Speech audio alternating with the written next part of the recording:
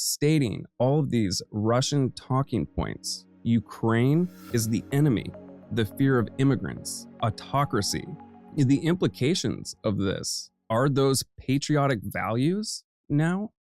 President Trump's address to Congress. This is going to be a big one. Everybody's going to be watching this. It's a huge deal, especially given today the action of all of the tariffs being enacted. A huge deal. If you don't know about it, 25% tariffs were put upon Canadian products along with Mexico. So much of our products are sold there. And also, we sell many of theirs too. We have a relationship with them. It is being undermined a great deal, and they are talking about taking serious actions against the US. In other words, the beginning of a trade war. Doug Collins is going to be the designated survivor. So you might wonder what... Okay, I got something more important to talk about than what they're talking about. So, been reading an excellent book recently, and it discusses the implications preachers and their political influence over time, specifically the adoption of this hyper-masculine male that many of these archetypical Christian savior types of characteristics, such as, going against authority, women being submissive to men, all of these classic patriarchal things. And it discusses its implications to today. One thing that I thought that was interesting is looking at some of these old photos of these preachers up upon their pulpit, voicing their opinion and their influence onto the crowd from a mic. Couldn't help but elicit another image, that image being, well, mine, right? And many others, of the influencer. And to think of the modern day preacher is that, the influencer. It is so true, and we can even see this implemented today in modern politics, in the news media. Although I definitely consider them separate from the news media, they are part of the media. And Trump has incorporated that, the idea of the influencer, the idea of this preacher speaking to the following to push the agenda for which he wants. It's very, very, very interesting. I look forward to writing about it some more. It's just amazing how things have changed, how we've had to adopt politically different tactics in order to get the things that we want, and watching them applied and seeing how effective they are. I mean, if you are on Twitter, aka X, the speed at which a shift in paradigm can occur is monumentous. It is absolutely amazing how quick these things can happen and how quickly a mind can change from this influencer slash preacher, and all of a sudden, all the followers are on board. It is amazing and scary at the same time. And it really demonstrates the appeal of a certain type of pattern of thought that we prefer. This quick reacting, this quick acting, and just the instant adoption of others' beliefs due to the amount of social capital that they have. It's amazing. Something else that I think is important, and just a general observation. One thing that is very important to the right is this conception of what a patriot is. We can see this with the influencers from their pulpit. Often we see this American flag in the background, them holding this image. Well, an interesting thing with that is the image of the patriot is fighting for the people in America. On the other hand, you have them stating all of these Russian talking points, the fear of immigrants, that they are criminals, that they have to be deported. And it's not only that, right? All of a sudden, Ukraine is the enemy instantly.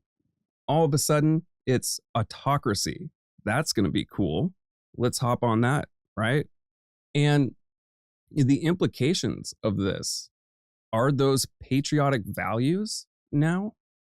I don't consider them so, but one excellent way to persuade people, often there is this method called agenda setting, which is applied to campaigns, which is a soft way of persuasion by telling people not what to think, but what to think about.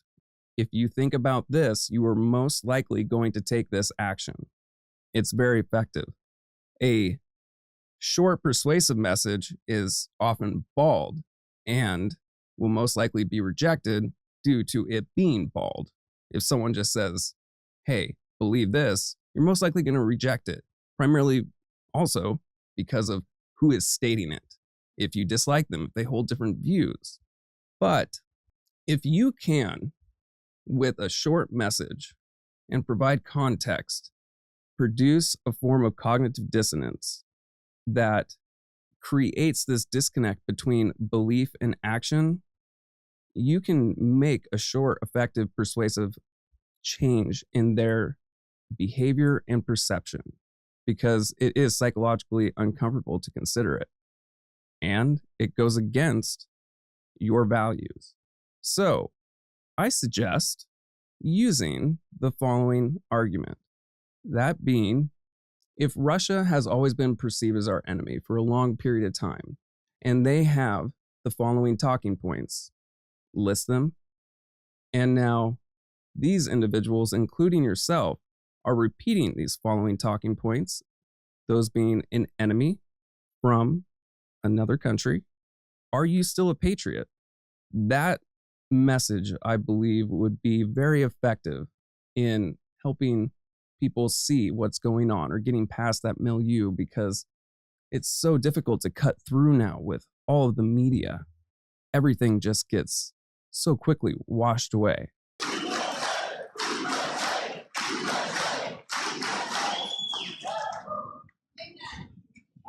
6 weeks ago, I stood beneath the dome of this Capitol and proclaimed the dawn of the golden age of America. From that moment on, it has been nothing but swift and unrelenting action to usher in the greatest and most successful era in the history of our country. We have accomplished more in 43 days than most administrations accomplished in 4 years or 8 years, and we are just getting started.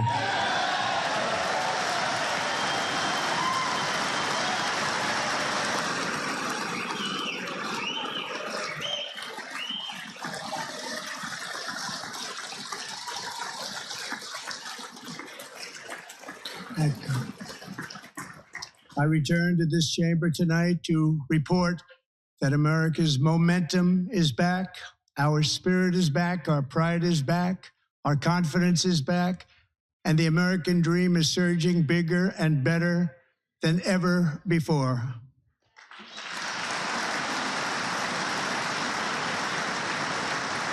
The American dream is unstoppable, and our country is on the verge of a comeback, the likes of which the world has never witnessed and perhaps will never witness again. There's never been anything like it. The presidential election of November 5th was a mandate like has not been seen in many decades. We won all 7 swing states, giving us an electoral college victory of 312 votes.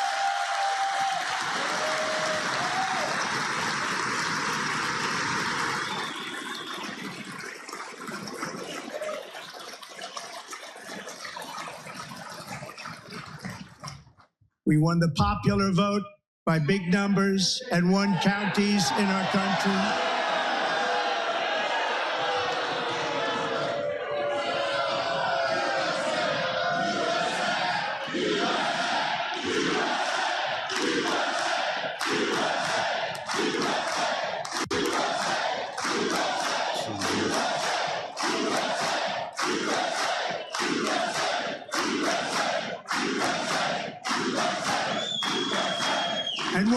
casualties in our country, 2,700 to 525, on a map that reads almost completely red for Republican.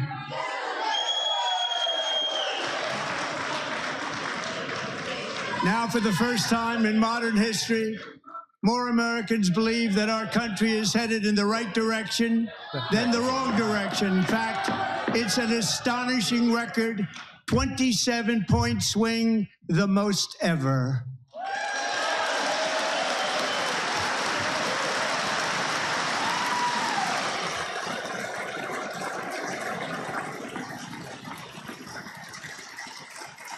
Likewise, small business optimism saw its single largest one-month gain ever recorded, a 41-point jump.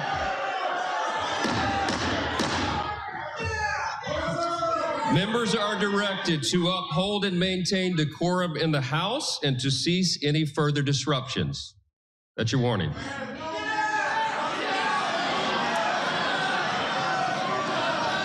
Members are engaging in willful and continuing breach of decorum, and the chair is prepared to direct the Sergeant-at-Arms to restore order to the joint session.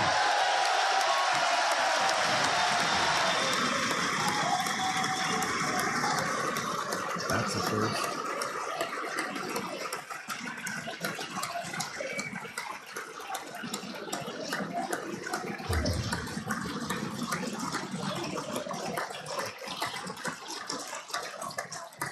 Mr. Green, take your seat. Take your seat, sir. Take your seat. Finding that members continue to engage in willful and concerted disruption of proper decorum, the chair now directs the Sergeant-at-Arms to restore order. Remove this gentleman from the chamber.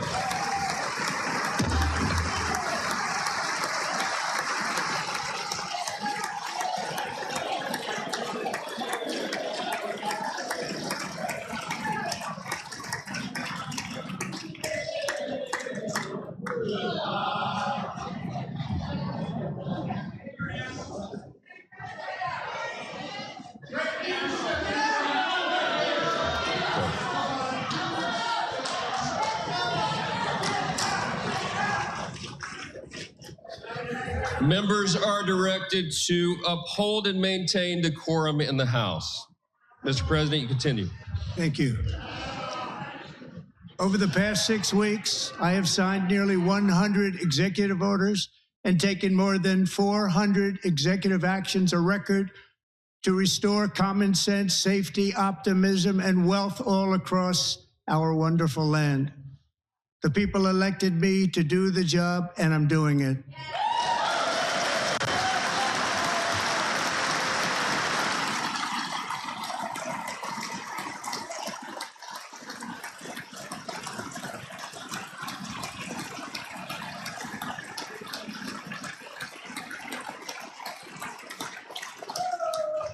In fact, it has been stated by many that the first month of our presidency, it's our presidency, is the most successful in the history of our nation. By many.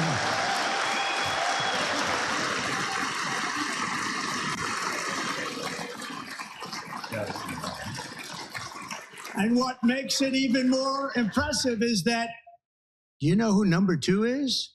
George Washington. How about that? How about that? I don't know about that list, but we'll take it. Within hours of taking the oath of office, I declared a national emergency on our southern border, and I deployed the U.S. military and Border Patrol to repel the invasion of our country. And what a job they've done.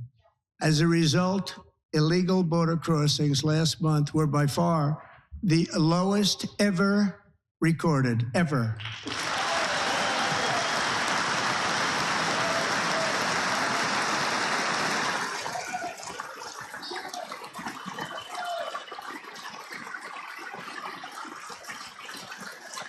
They heard my words and they chose not to come. Much easier that way. In comparison, under Joe Biden, the worst president in American history. There were hundreds of thousands of illegal crossings a month, and virtually all of them, including murderers, drug dealers, gang members, and people from mental institutions and insane asylums, were released into our country. Who would want to do that? This is my fifth such speech to Congress. And once again, I look at the Democrats in front of me, and I realize there is absolutely nothing I can say to make them happy or to make them stand or smile or applaud. Nothing I can do. I could find a cure to the most devastating disease, a disease that would wipe out entire nations, or announce the answers to the greatest economy in history, or the stoppage of crime to the lowest levels ever recorded. And these people sitting right here will not clap, will not stand, and certainly will not cheer for these astronomical achievements. They won't do it, no matter what. Five times I've been up here. It's very sad, and it just shouldn't be this way.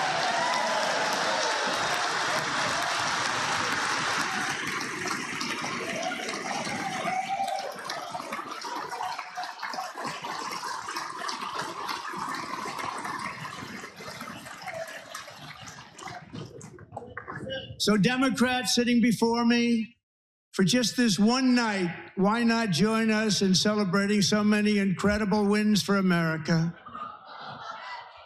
For the good of our nation, let's work together and let's truly make America great again.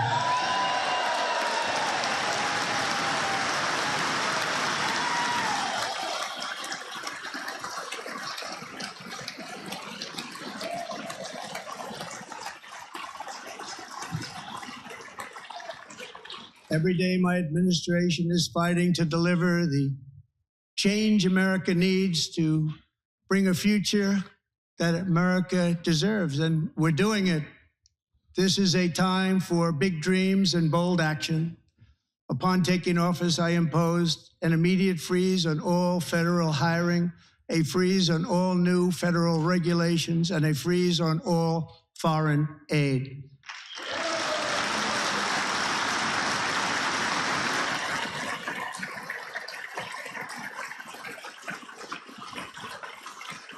I terminated the ridiculous Green New Scam. I withdrew from the unfair Paris Climate Accord, which was costing us trillions of dollars that other countries were not paying. I withdrew from the corrupt World Health Organization.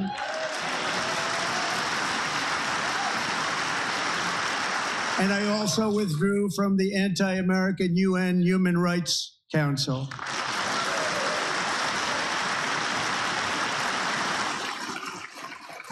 We ended all of Biden's environmental restrictions that were making our country far less safe and totally unaffordable. And importantly, we ended the last administration's insane electric vehicle mandate, saving our auto workers and companies from economic destruction.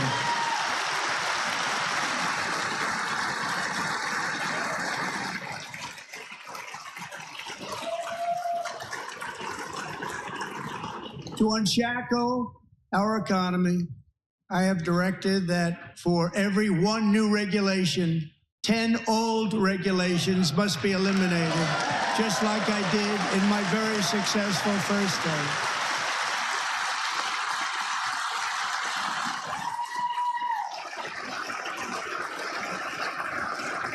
And in that first term, we set records on ending unnecessary rules and regulations like no other president had done before. We ordered all federal workers to return to the office.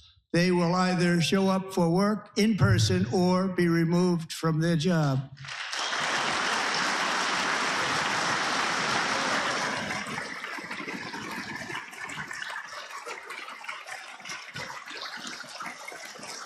And we've ended weaponized government where, as an example, a sitting president is allowed to viciously prosecute his political opponent, like me. How did that work out? Not too good. Not too good. Have you noticed the consistent theme of victimization throughout his campaign and also while he has taken office? It is something unique to him and important. And I have stopped all government censorship and brought back free speech in America. It's back.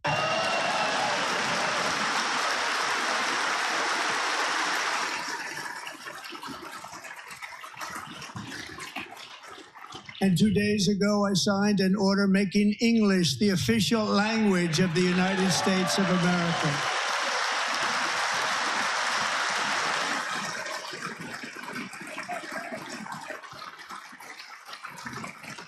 I renamed the Gulf of Mexico the Gulf of America.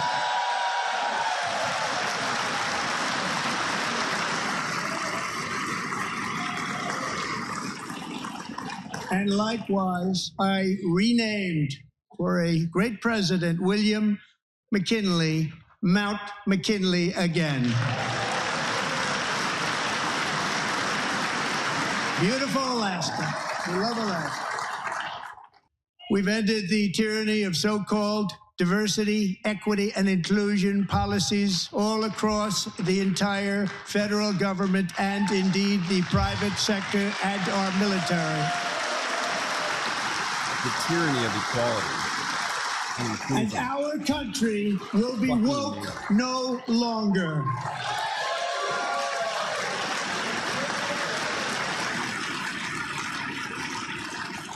We believe that whether you are a doctor, an accountant, a lawyer, or an air traffic controller, you should be hired and promoted based on skill and competence, not race or gender. Very important.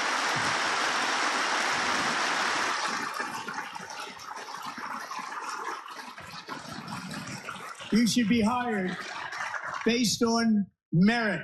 And the Supreme Court, in a brave and very powerful decision, has allowed us to do so. Thank you. Thank you very much.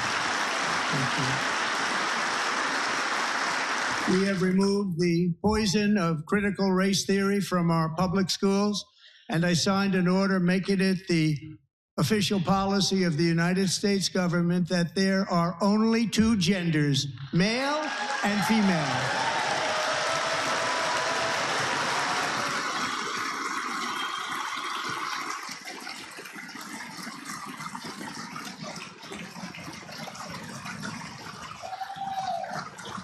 I also signed an executive order to ban men from playing in women's sports.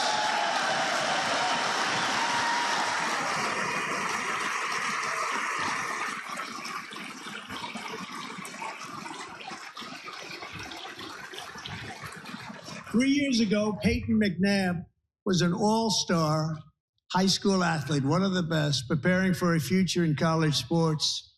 But when her girls' volleyball match was invaded by a male, he smashed the ball so hard in Peyton's face, causing traumatic brain injury, partially paralyzing her right side and ending her athletic career. It was a shot like she's never seen before. She's never seen anything like it. Peyton is here tonight in the gallery, and Peyton, from now on, schools will kick the men off the girls' team, or they will lose all federal funding.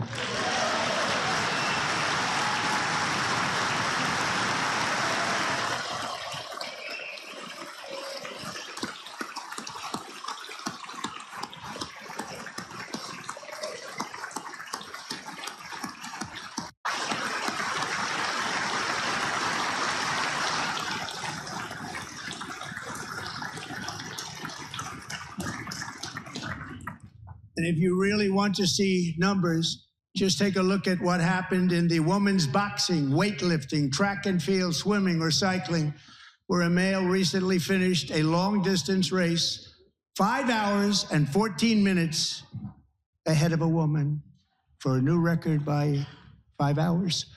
Broke the record by 5 hours. It's demeaning for women, and it's very bad for our country. We're not going to put up with it any longer.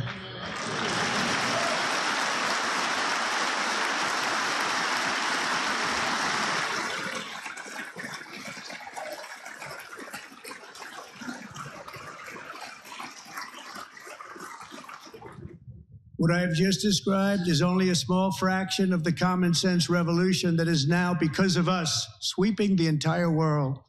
Common sense has become a common theme, and we will never go back. Never. Never going to let that happen. Among my very highest priorities is to rescue our economy and get dramatic and immediate relief to working families. As you know, we inherited from the last administration an economic catastrophe and an inflation nightmare. Their policies drove up energy prices, pushed up grocery costs, and drove the necessities of life out of reach for millions and millions of Americans. They've never had anything like it. We suffered the worst inflation in 48 years, but perhaps even in the history of our country. They're not sure. As president, I'm fighting every day to reverse this damage and make America affordable again.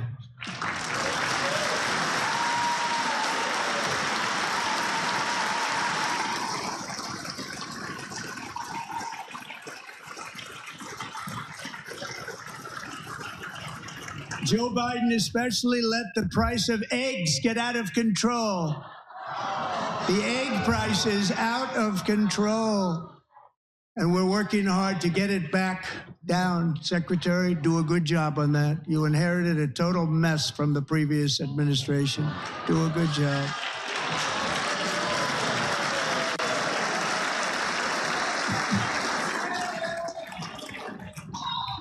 A major focus of our fight to defeat inflation is rapidly reducing the cost of energy.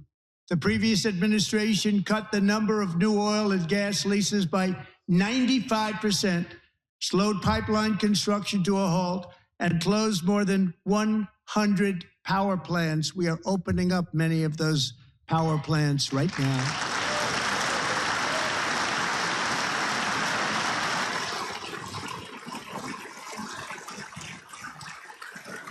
And frankly, we have never seen anything like it. That's why on my first day in office, I declared a national energy emergency. As you've heard me say many times, we have more liquid gold under our feet than any nation on earth, and by far. And now I fully authorize the most talented team ever assembled to go and get it. It's called Drill, Baby, Drill.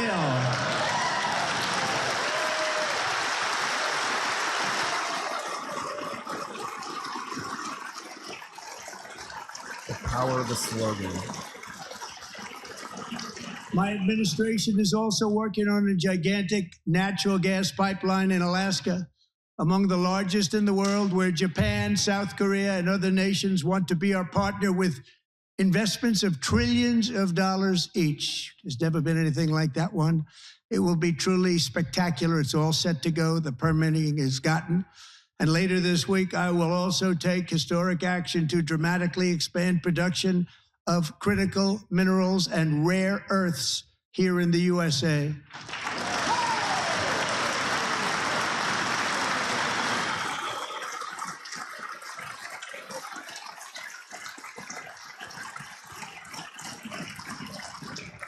To further combat inflation, we will not only be reducing the cost of energy, but will be ending the flagrant waste of taxpayer dollars.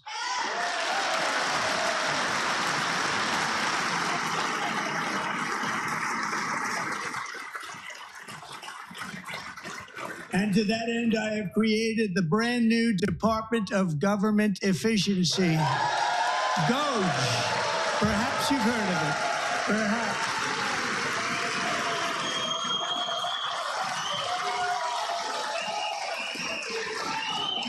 Which is headed by Elon Musk, who is in the gallery tonight.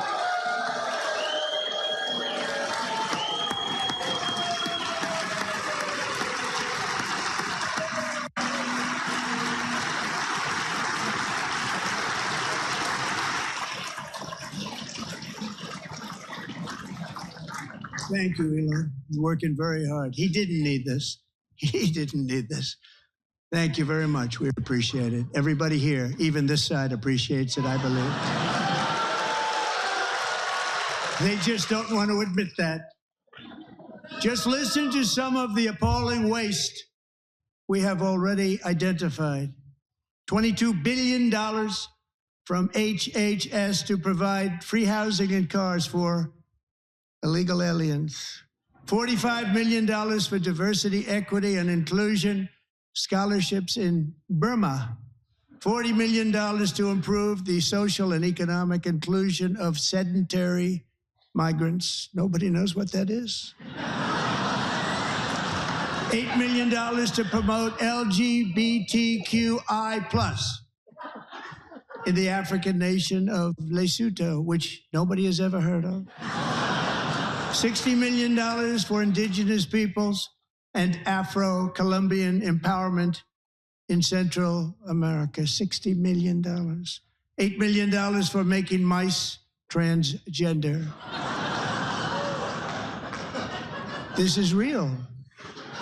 $32 million for a left-wing propaganda operation in Moldova. $10 million for male circumcision in Mozambique. $20 million for the Arab Sesame Street in the Middle East. It's a program. $20 million for a program. $1.9 billion to recently created Decarbonization of Homes Committee, headed up, and we know she's involved. Just at the last moment, the money was passed over by a woman named Stacey Abrams. Have you ever heard of her? A $3.5 million consulting contract for lavish fish monitoring. $1.5 million for voter confidence in Liberia. $14 million for social cohesion in Mali.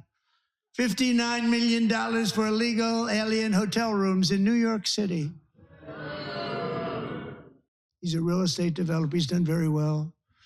$250,000 to increase vegan local climate action innovation in Zambia.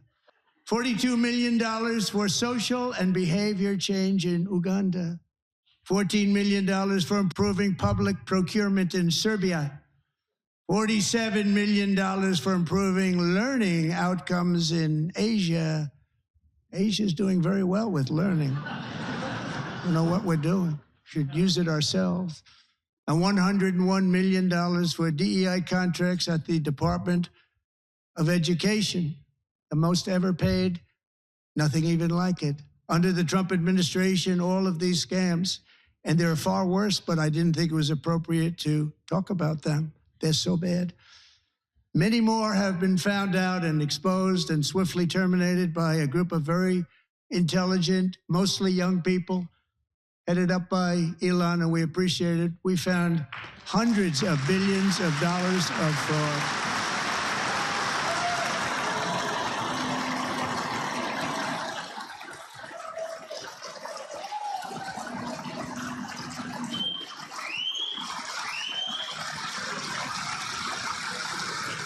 And we've taken back the money and reduced our debt to fight inflation and other things.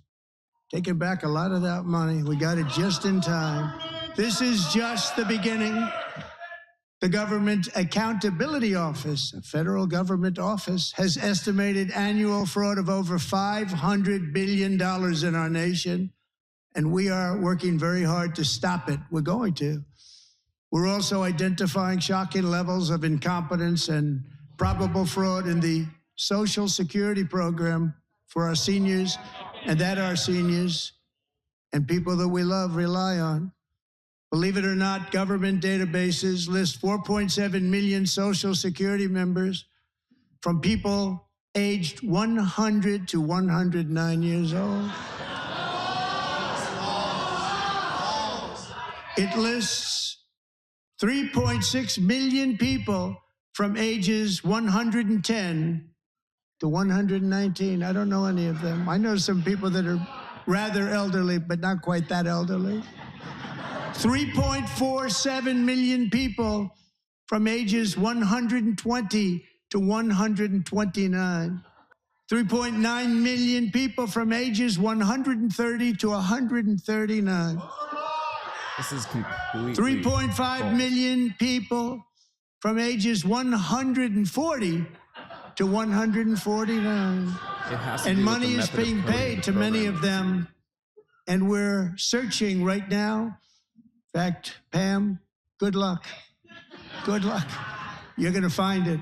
But a lot of money is paid out to people because it just keeps getting paid, and nobody does. And it really hurts Social Security and hurts our country. 1.3 million people from ages 150 to 159, and over 130,000 people, according to the Social Security databases, are age over 160 years old. We have a healthier country than I thought, Bobby.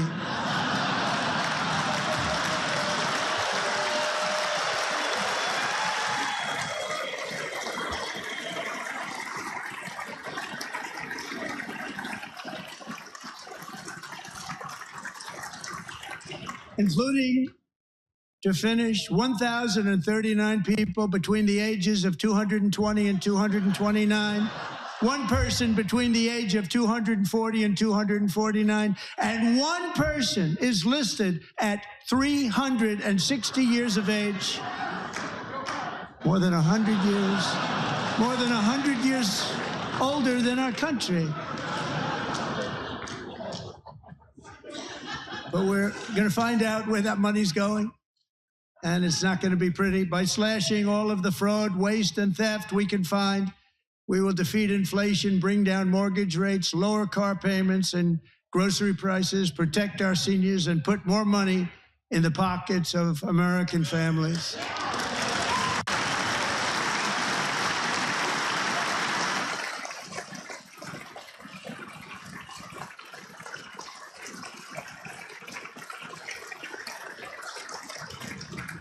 And today, interest rates took a beautiful drop, big, beautiful drop. It's about time. And in the near future, I want to do what has not been done in 24 years, balance the federal budget. We're going to balance it.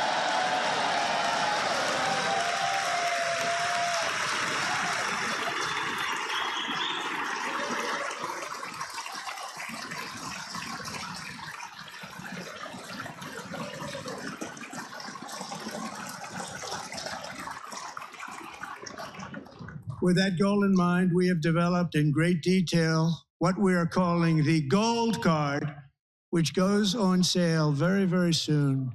For $5 million, we will allow the most successful job-creating people from all over the world to buy a path to U.S. citizenship. It's like the green card, but better and more sophisticated. And these people will have to pay tax in our country.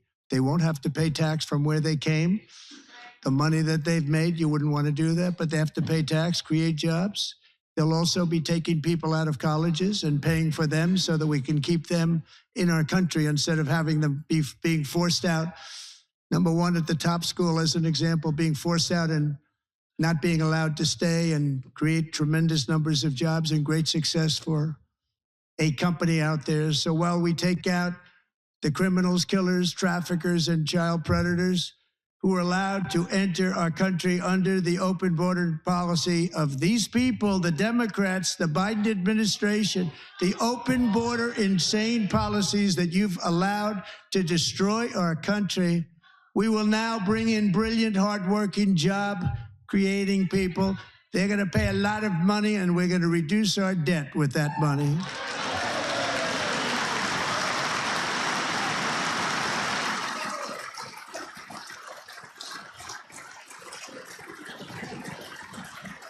Americans have given us a mandate for bold and profound change.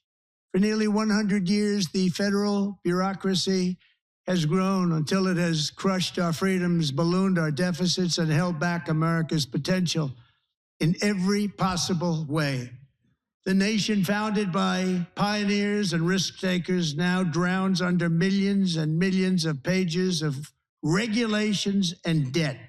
Approvals that should take 10 days to get instead take 10 years, 15 years, and even 20 years before you're rejected. Meanwhile, we have hundreds of thousands of federal workers who have not been showing up to work. My administration will reclaim power from this unaccountable bureaucracy, and we will restore true democracy to America again.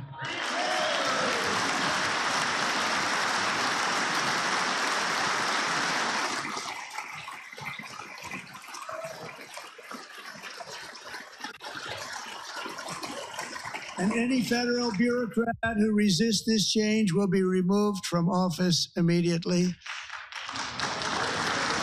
Because we are draining the swamp. It's very simple. And the days of rule by unelected bureaucrats are over.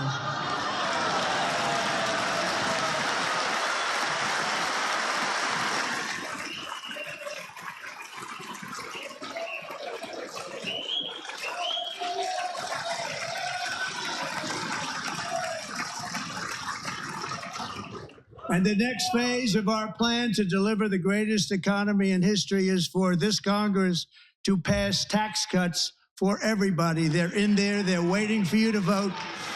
And I'm sure that the people on my right, I don't mean the Republican right, but my right here, I'm sure you're going to vote for those tax cuts, because otherwise I don't believe the people will ever vote you into office. So I'm doing you a big favor by telling you that. But I know this group is going to be voting for the tax cut.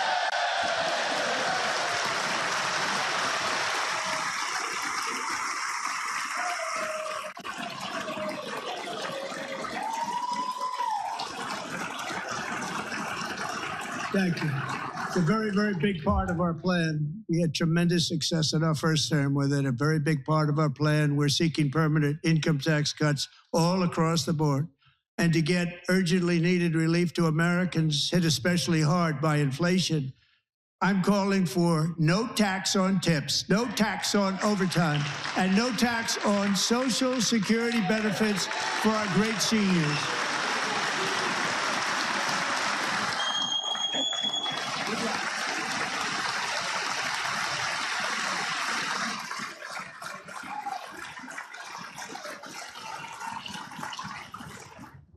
And I also want to make interest payments on car loans tax deductible, but only if the car is made in America.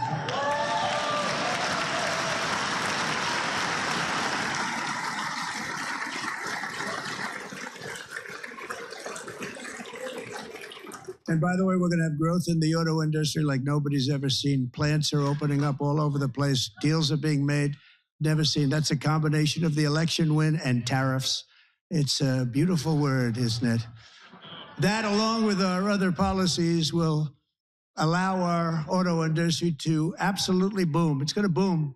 Spoke to the majors today, all three, the top people, and they're so excited. In fact, already numerous car companies have announced that they will be building massive automobile plants in America, with Honda just announcing a new plant in Indiana, one of the largest anywhere in the world.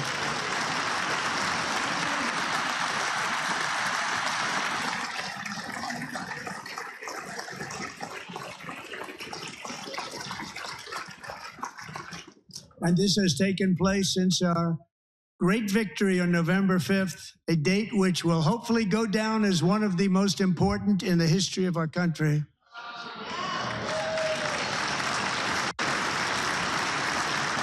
In addition, as part of our tax cuts, we want to cut taxes on domestic production and all manufacturing. And just as we did before, we will provide 100% expensing.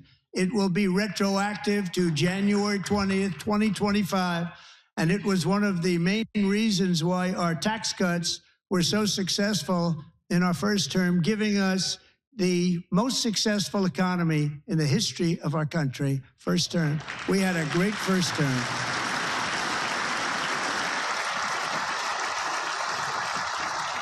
If you don't make your product in America, however, under the Trump administration, you will pay a tariff, and in some cases, a rather large one.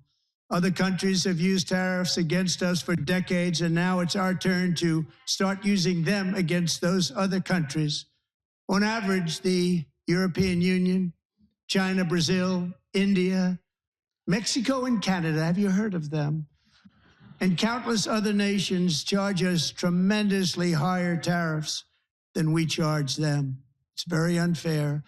India charges us auto tariffs higher than 100%. China's average tariff on our products is twice what we charge them. And South Korea's average tariff is 4 times higher. Think of that, 4 times higher.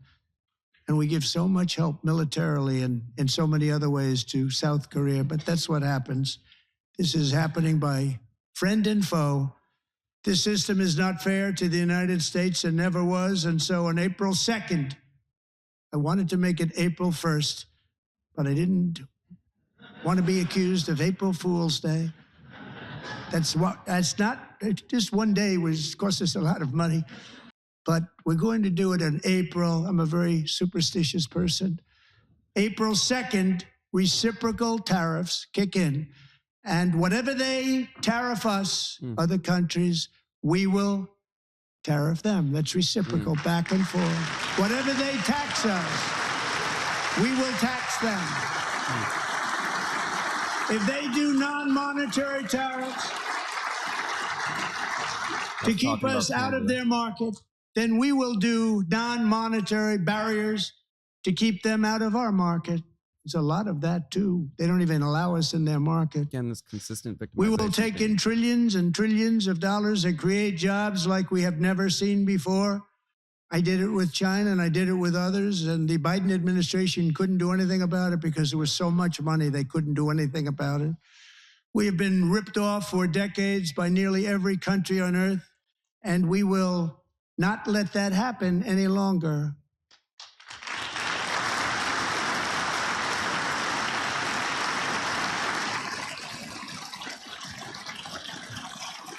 Much has been said over the last 3 months about Mexico and Canada, but we have very large deficits with both of them. But even more importantly, they've allowed fentanyl to come into our country at levels never seen before, killing hundreds of thousands of our citizens and many very young, beautiful people, destroying families.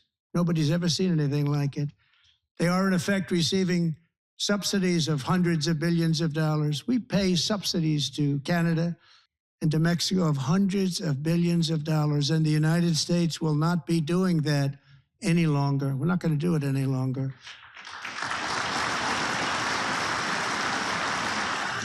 Thanks to our America First policies we're putting into place, we have had $1.7 trillion of new investment in America in just the past few weeks.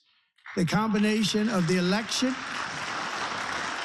and our economic policies that people of SoftBank, one of the most brilliant anywhere in the world, announced a $200 billion investment. OpenAI and Oracle, Larry Ellison, announced $500 billion investment, which they wouldn't have done if Kamala had won. Apple announced $500 billion investment. Tim Cook called me. He said, I cannot spend it fast enough. It's going to be much higher than that, I believe. They'll be building their plants here instead of in China. And just yesterday, Taiwan Semiconductor, the biggest in the world, most powerful in the world, has a tremendous amount, 97% of the market, announced a $165 billion investment to build the most powerful chips on earth right here in the USA.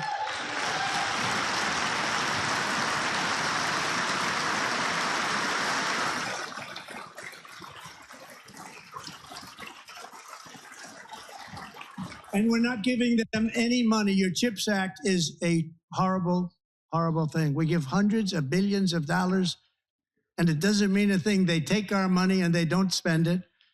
All that meant to them, we're giving them no money. All that was important to them was they didn't want to pay the tariffs, so they came and they're building, and many other companies are coming. We don't have to give them money. We just want to protect our businesses and our people.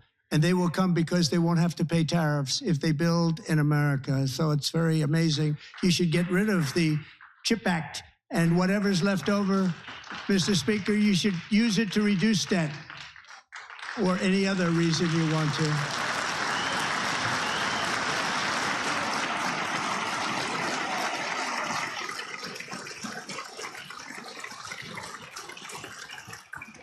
Our new trade policy will also be great for the American farmer. I love the farmer.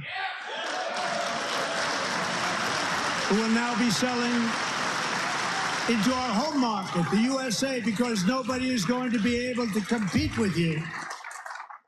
Because those goods that come in from other countries and companies, they're really in a bad position in so many different ways. They're uninspected.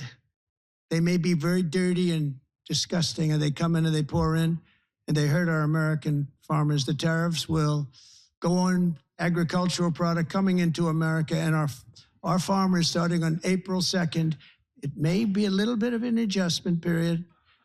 We had that before when I made the deal with China, $50 billion of purchases, and I said, just bear with me, and they did. They did. Probably have to bear with me again, and this will be even better. That was great.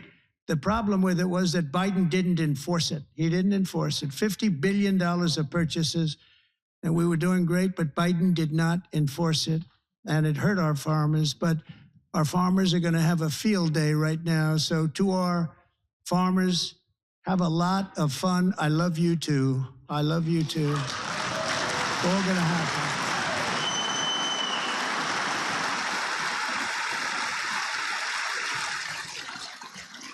And I have also imposed a 25% tariff on foreign aluminum, copper, lumber, and steel, because if we don't have, as an example, steel and lots of other things, we don't have a military, and frankly, we just won't have a country very long. Here today is a proud American steelworker, fantastic person from Decatur, Alabama, Jeff Denard.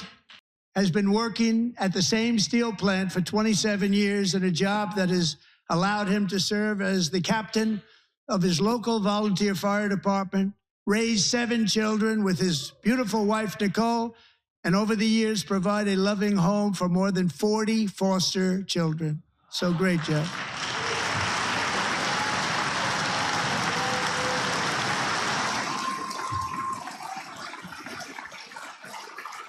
Thank you, Jeff. Wonder if you afforded all that food for the kids with the help of SNAP. Thank you, Jeff.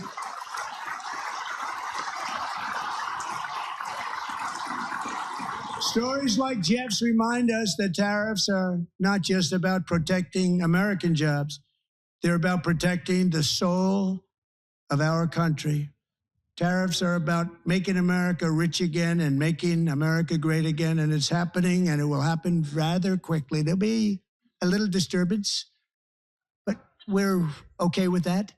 It won't be much. No, you're not. Oh.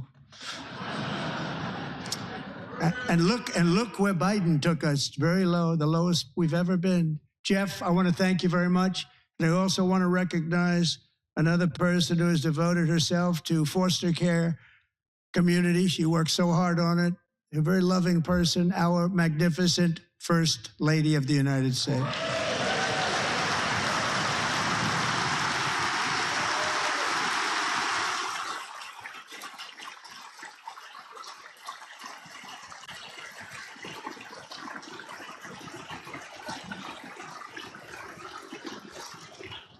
Melania's work has yielded incredible results, helping prepare our nation's future leaders as they enter the workforce. Our First Lady is joined by 2 impressive young women, very impressive. Haley Ferguson, who benefited from the First Lady's Fostering the Future initiative and is poised to complete her education and become a teacher. And Elliston Berry, who became a victim of an illicit deepfake image produced by a peer. With Elliston's help, the Senate just passed the Take It Down Act, and this is so important. Thank you very much, John. John Thune, thank you. Stand up, John. Thank you, John.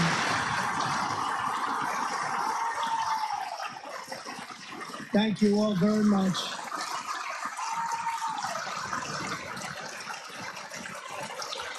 Thank you. And thank you to John Thune and the Senate. Great job. To criminalize the publication of such images online is terrible, terrible thing. And once it passes the House, I look forward to signing that bill into law. Thank you. And I'm going to use that bill for myself, too, if you don't mind. Because nobody gets treated worse than I do online. Nobody. That's great. Thank you very much to the Senate. Thank you. But if we truly care about protecting Americans' children, no step is more crucial than securing America's borders. Over the past 4 years, 21 million people poured into the United States. Many of them were murderers, human traffickers, gang members, and other criminals from the streets of dangerous cities all throughout the world. Because of Joe Biden's insane and very dangerous open border policies, they are now strongly embedded in our country, but we are getting them out and getting them out fast.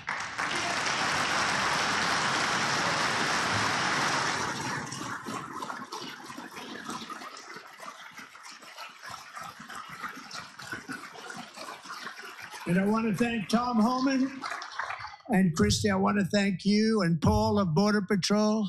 I want to thank you. What a job they've all done. Everybody, Border Patrol, ICE, law enforcement in general is incredible. We have to take care of our law enforcement. Have to.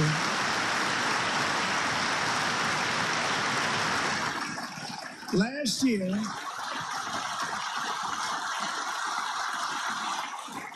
a brilliant 22-year-old nursing student named Laken Riley, the best in her class, admired by everybody, went out for a jog on the campus of the University of Georgia.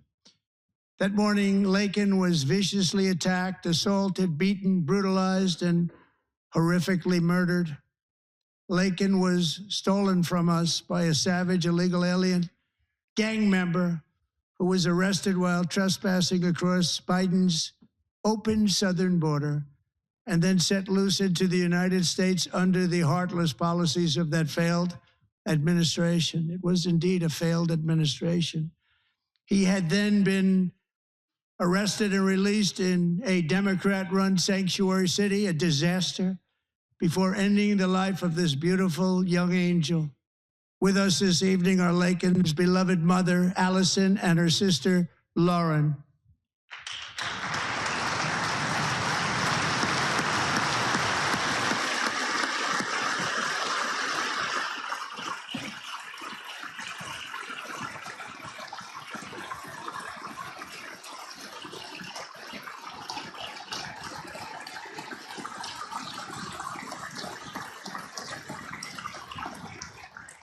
Last year, I told Laken's grieving parents that we would ensure their daughter would not have died in vain. That's why the very first bill I signed into law as your 47th president mandates the detention of all dangerous criminal aliens who threaten public safety. It's a very strong, powerful act.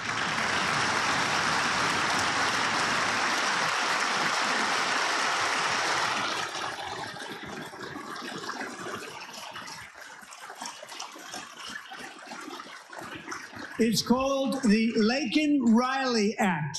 So Allison and Lauren, America will never, ever forget our beautiful Laken Hope Riley.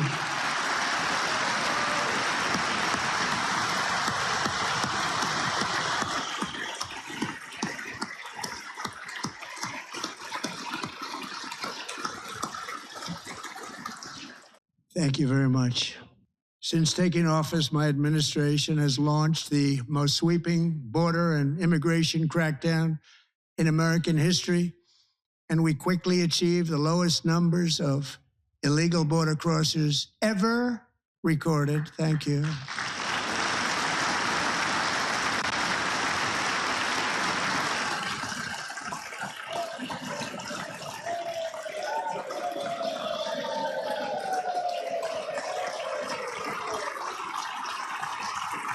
The media and our friends in the Democrat Party kept saying we needed new legislation. We must have legislation to secure the border. But it turned out that all we really needed was a new president.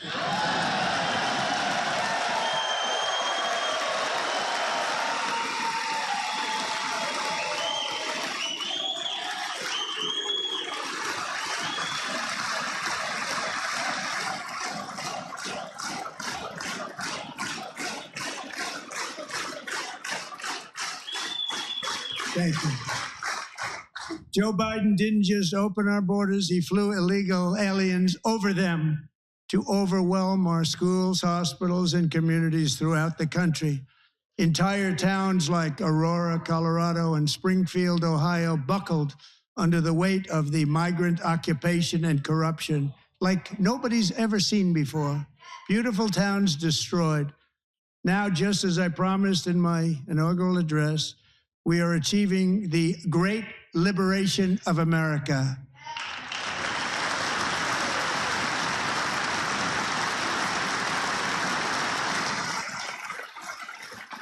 But there still is much work to be done. Here tonight is a woman I have gotten to know, Alexis Nungari from Houston. Wonderful woman. Last June, Alexis's 12-year-old daughter, her precious Jocelyn, walked to a nearby convenience store. She was kidnapped, tied up, assaulted for 2 hours under a bridge, and horrifically murdered. Arrested and charged with this heinous crime are 2 illegal alien monsters from Venezuela, released into America by the last administration through their ridiculous open border. The death of this beautiful 12-year-old girl and the agony of her mother and family touched our entire nation greatly. Alexis, I promised that we would always remember your daughter, your magnificent daughter, and earlier tonight, I signed an order keeping my word to you. One thing I have learned about Jocelyn is that she loved animals so much. She loved nature. Across Galveston Bay, from where Jocelyn lived in Houston, you will find a magnificent national wildlife refuge, a pristine, peaceful, 34,000-acre sanctuary for all of God's creatures on the edge of the Gulf of America. Alexis, moments ago, I formally renamed that refuge in loving memory of your beautiful daughter, Jocelyn. So, Mr. Vice President, if you would, may I have the order?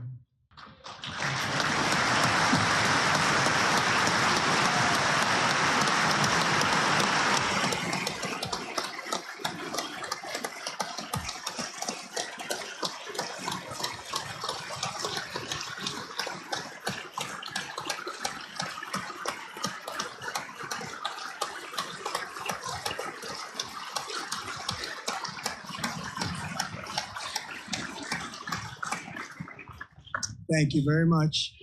All 3 savages charged with Jocelyn and Lakin's murders were members of the Venezuelan prison gang, the toughest gang, they say, in the world, known as Tren de Aragua.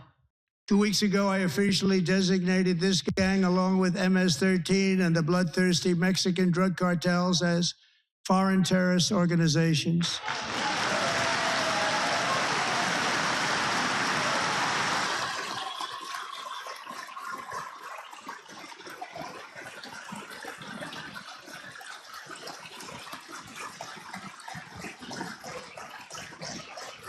They are now officially in the same category as ISIS, and that's not good for them. Countless thousands of these terrorists were welcomed into the U.S. by the Biden administration. But now every last one will be rounded up and forcibly removed from our country, or, if they're too dangerous, put in jails, standing trial in this country, because we don't want them to come back ever. With us this evening is a warrior on the front lines of that battle, Border Patrol Agent Roberto Ortiz. Great guy.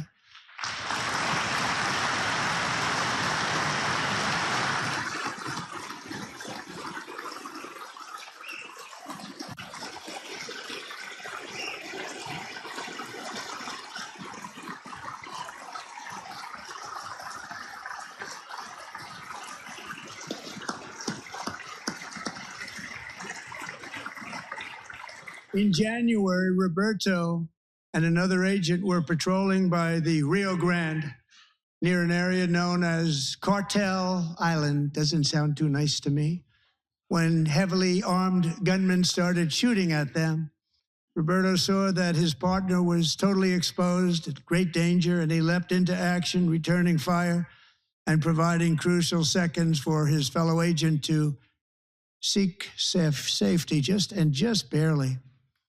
I have some of the prints of that event, and it was not good. Agent Ortiz, we salute you for your great courage and for your line of fire that you took and for the bravery that you showed. We honor you, and we will always honor you. Thank you, Roberto, very much.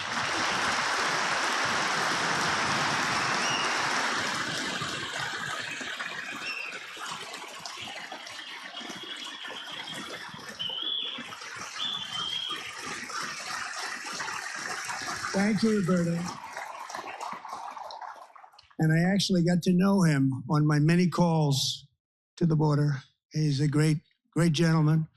The territory to the immediate south of our border is now dominated entirely by criminal cartels that murder, rape, torture, and exercise total control. They have total control over a whole nation, posing a grave threat to our national security.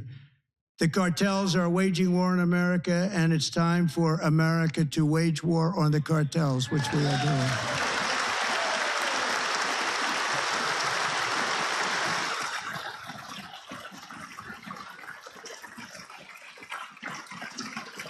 Five nights ago, Mexican authorities, because of our tariff policies being imposed on them, think of this, handed over to us 29 of the biggest cartel leaders in their country. That has never happened before. They want to make us happy. First time ever. But we need Mexico and Canada to do much more than they've done, and they have to stop the fentanyl and drugs pouring into the USA. They're going to stop it. I have sent Congress a detailed funding request laying out exactly how we will eliminate these threats to protect our homeland and complete the largest deportation operation in American history, larger even than current record holder, President Dwight D. Eisenhower, a moderate man, but someone who believed very strongly in borders. Americans expect Congress to send me this funding without delay so I can sign it into law. So, Mr. Speaker, John Thune, both of you, I hope you're going to be able to do that, Mr. Speaker. Thank you. Mr. Leader, thank you. Thank you very much. And let's get it to me. I'll sign it so fast, you won't even believe it.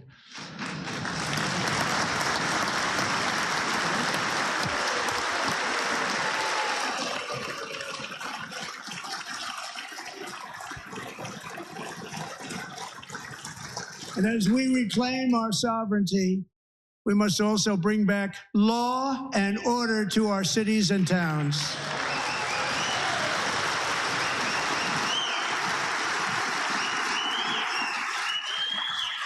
In recent years, our justice system has been turned upside down by radical left lunatics.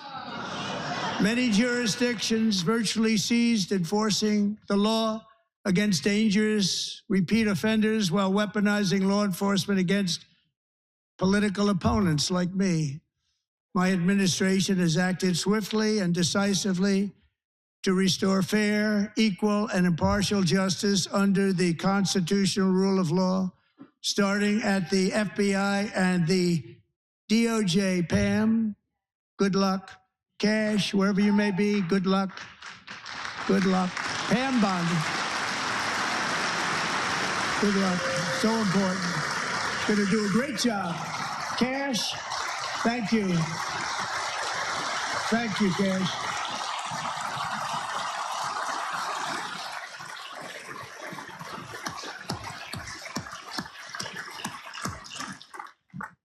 They've already started very strong. They're going to do a fantastic job. You're going to be very proud of them.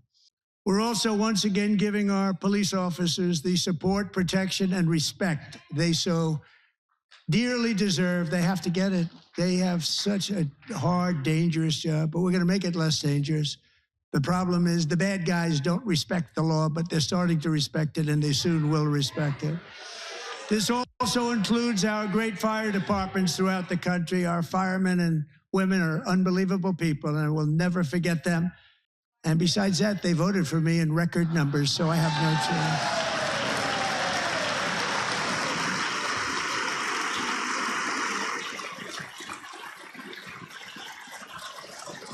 1 year ago this month, 31-year-old New York police officer Jonathan Diller, unbelievably wonderful person and a great officer, was gunned down at a traffic stop on Long Island. I went to his funeral.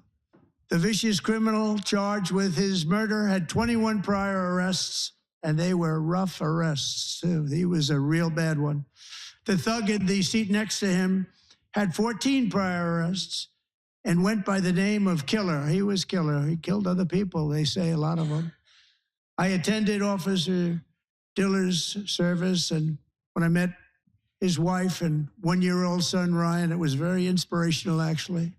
His widow's name is Stephanie, and she is here tonight. Stephanie, thank you very much, Stephanie. Thank you very much.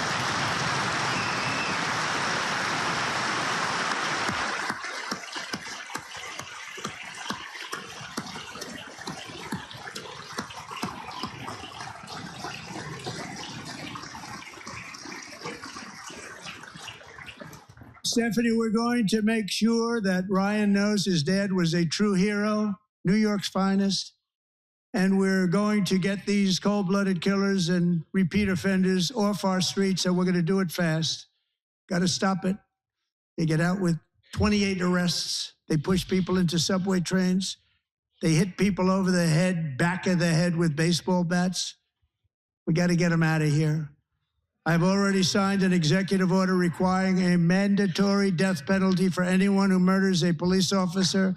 And tonight I'm asking Congress to pass that policy into permanent law.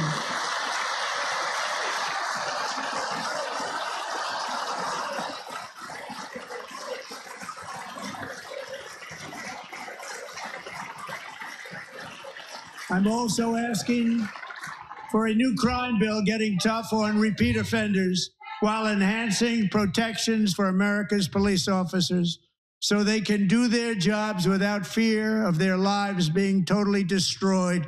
They don't want to be killed. We're not going to let them be killed. Joining us in the gallery tonight is a young man who truly loves our police.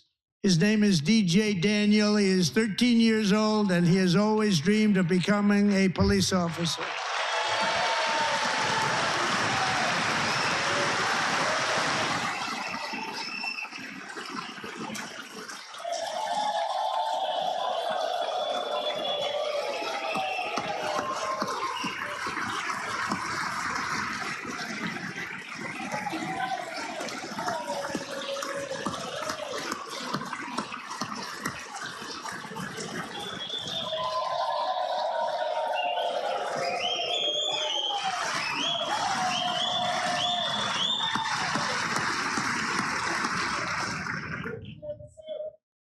But in 2018, DJ was diagnosed with brain cancer. The doctors gave him 5 months at most to live. That was more than 6 years ago.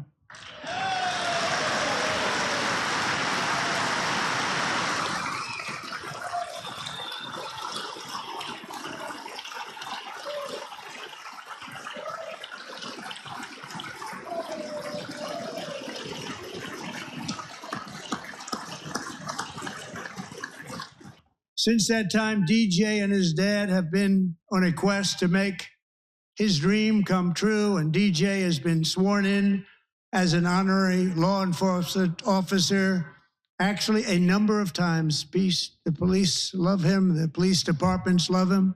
And tonight, DJ, we're going to do you the biggest honor of them all. I am asking our new Secret Service Director, Sean Curran, to officially make you an agent of the United States Secret Service.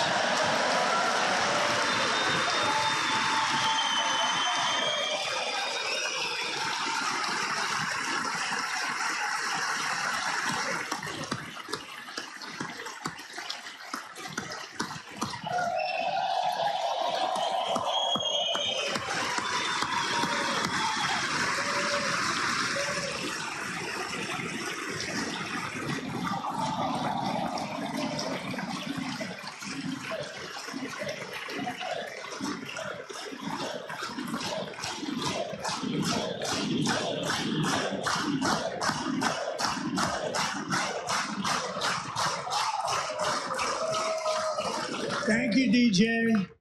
DJ's doctors believe his cancer likely came from a chemical he was exposed to when he was younger. Since 1975, rates of child cancer have increased by more than 40%. Reversing this trend is one of the top priorities for our new presidential commission to make America healthy again, chaired by our new Secretary of Health and Human Services, Robert F. Kennedy, Jr.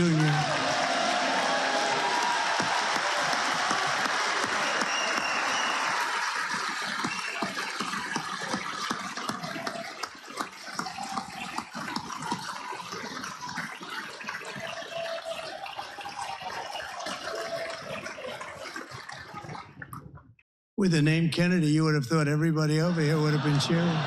How quickly they forget. Our goal is to get toxins out of our environment, poisons out of our food supply, and keep our children healthy and strong. As an example, not long ago, and you can't even believe these numbers, 1 in 10,000 children had autism, 1 in 10,000. And now it's 1 in 36. There's something wrong. 1 in 36. Think of that. So we're going to find out what it is, and there's nobody better than Bobby and all of the people that are working with you. You have the best to figure out what is going on. Okay, Bobby? Good luck. It's a very important job. These people have no idea the effect of what they say has on public discourse. It is crazy. I mean, we're having meetings out there. Thank you. My administration is also working to protect our children from toxic ideologies in our schools. A few years ago, January, Littlejohn and her husband discovered that their daughter's school had secretly socially transitioned their 13-year-old little girl. Teachers and administrators conspired to deceive January and her husband while encouraging her daughter to use a new name and pronouns. They, them pronoun, actually, all without telling January, who is here tonight and is now a courageous advocate against this form of child abuse. January, thank you. Thank you. Thank you very much.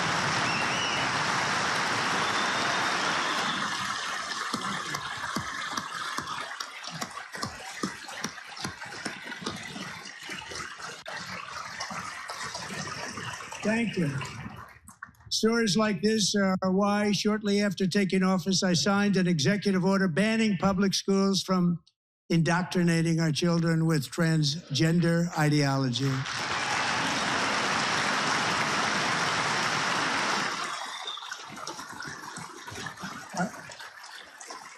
I also signed an order to cut off all taxpayer funding to any institution that engages in the sexual mutilation of our youth.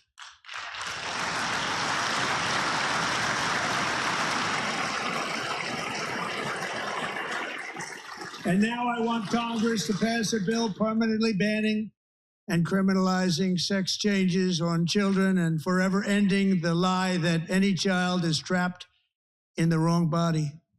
This is a big lie.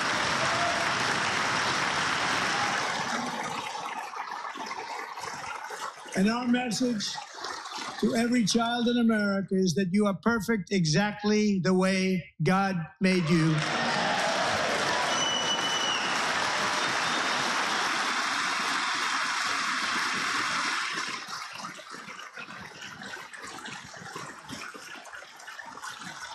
Because we're getting wokeness out of our schools and out of our military, and it's already out, and it's out of our society. We don't want it. Wokeness is trouble. Wokeness is bad. It's gone. It's gone. And we feel so much better for it, don't we? Don't we feel better? I can't believe you can win the presidential election based on something Our service members won't be activists and ideologues. They will be fighters and warriors. They will fight for our country. And Pete, congratulations. Secretary of Defense, congratulations.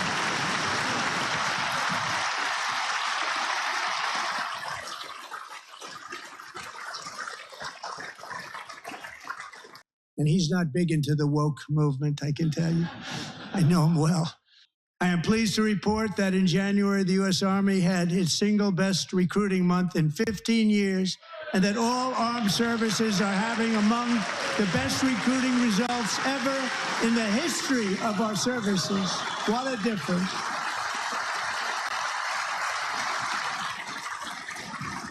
They didn't look thrilled. And you know, it was just a few months ago where the results were exactly the opposite. We couldn't recruit anywhere. We couldn't recruit.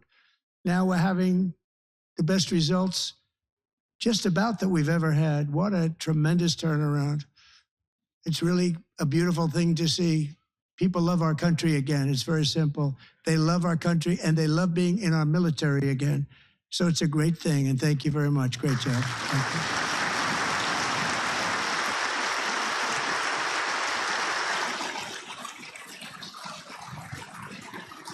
We're joined tonight by a young man, Jason Hartley, who knows the weight of that call of duty. Jason's father, grandfather, and great-grandfather all wore the uniform. Jason tragically lost his dad, who was also a Los Angeles County Sheriff's deputy when he was just a boy, and now he wants to carry on the family legacy of service. Jason is a senior in high school, a 6-letter varsity athlete, a really good athlete, they say, a brilliant student with a 4.46, that's good, GPA. And his greatest dream is to attend the U.S. Military Academy at West Point.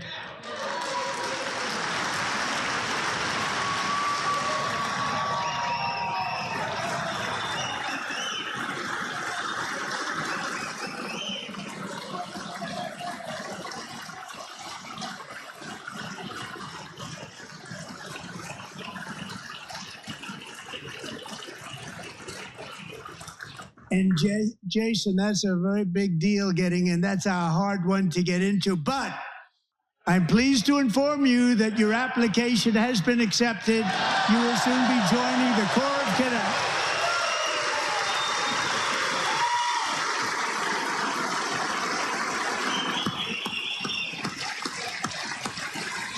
I'm so happy you're addressing this right now. Super important.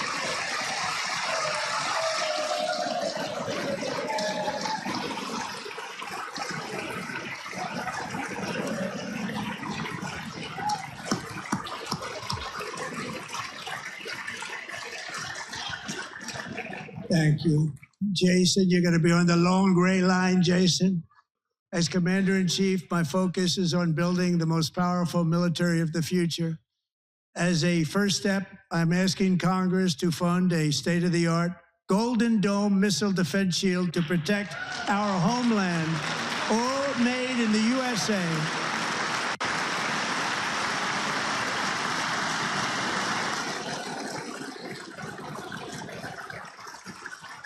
And Ronald Reagan wanted to do it long ago, but the technology just wasn't there, not even close. But now we have the technology. It's incredible, actually. And other places, they have it. Israel has it. Other places have it. And the United States should have it too, right, Tim, right? They should have it too. So I want to thank you. But it's a very, very important. This is a very dangerous world. We should have it. We want to be protected, and we're going to protect our citizens like never before. To boost our defense industrial base, we are also going to resurrect the American shipbuilding industry, including commercial shipbuilding and military shipbuilding.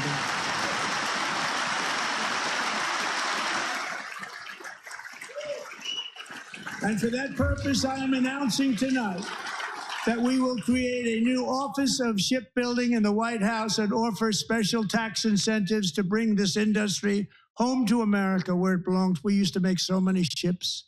We don't make them anymore very much, but we're going to make them very fast, very soon. It will have a huge impact. To further enhance our national security, my administration will be reclaiming the Panama Canal, and we've already started doing it.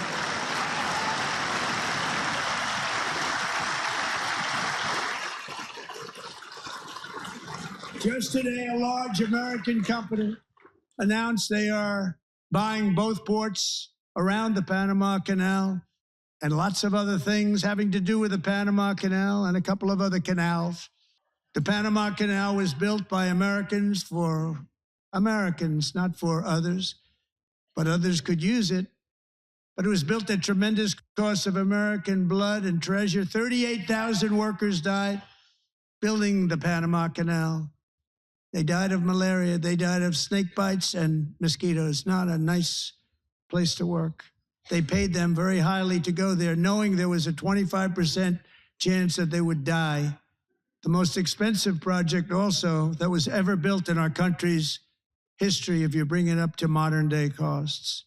It was given away by the Carter administration for $1, but that agreement has been violated very severely. We didn't give it to China. We gave it to Panama, and we're taking it back.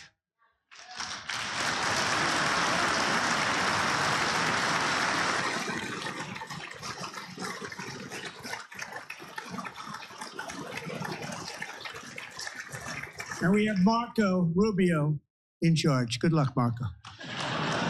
Now, we know who to blame if anything goes wrong. Marco's been amazing, and he's going to do a great job. Think of it, he got 100 votes. You know, he was approved with actually 99, but the 100th was this gentleman, and I feel very certain. So let's assume he got 100 votes. And I'm either very, very happy about that or I'm very concerned about it. But he's already proven. I mean, he's a great gentleman. He's respected by everybody, and we appreciate you voting for Marco. He's going to do a fantastic job. Thank you. Thank you. He's doing a great job. Great job. And I also have a message tonight for the incredible people of Greenland. We strongly support your right to determine your own future. And if you choose, we welcome you into the United States of America. We need Greenland for national security and even international security. And we're working with everybody involved to try and get it. But we need it really for international world security. And I think we're going to get it. One way or the other, we're going to get it. We will keep you safe. We will make you rich, and together we will take Greenland to heights like you have never thought possible before. It's a very small population, but very, very large piece of land and very, very important for military security. America is once again standing strong against the forces of radical Islamic terrorism. 3.5 years ago, ISIS terrorists killed 13 American service members and countless others in the Abbey Gate bombing during the disastrous and incompetent withdrawal from Afghanistan. Not that they were withdrawing, it was the way they withdrew. Perhaps the most embarrassing moment in the history of our country. Tonight, I am pleased to announce that we have just apprehended the top terrorist responsible for that atrocity. And he is right now on his way here to face the swift sword of American justice.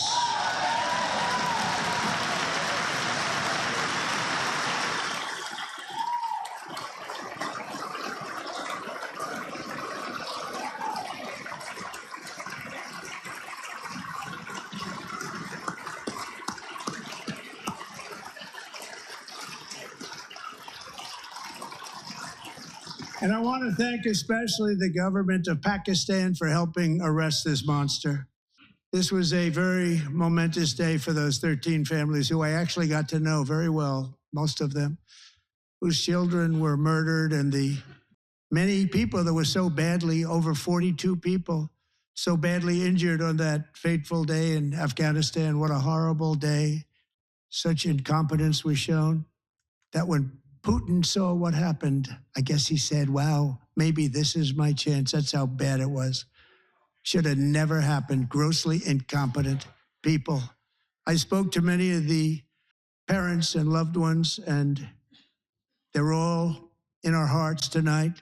Just spoke to them on the phone. We had a big call. Every one of them called, and everybody was on the line, and they did nothing but cry with happiness. They were very happy. as happy as you can be under those circumstances. Their child, brother, sister, son, daughter was killed for no reason whatsoever. In the Middle East, we're bringing back our hostages from Gaza. In my first term, we achieved one of the most groundbreaking peace agreements in generations, the Abraham Accords.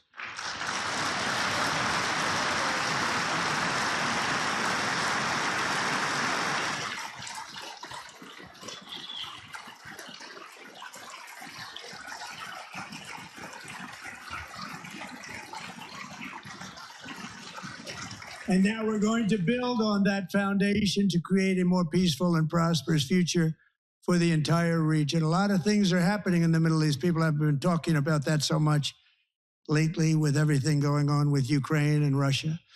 But a lot of things are happening in the Middle East. It's a rough neighborhood, actually. I'm also working tirelessly to end the savage conflict in Ukraine. Millions of Ukrainians and Russians have been needlessly killed or wounded in this horrific and brutal conflict with no end in sight. The United States has sent hundreds of billions of dollars to support Ukraine's defense with no security, with no anything. Man, I wish they would cut to the crowd. It's not unified, sounds like only one party. Do you want to keep it going for another 5 years? Yeah, you would say Pocahontas says yes. Party. They didn't cut to it, but that's who he was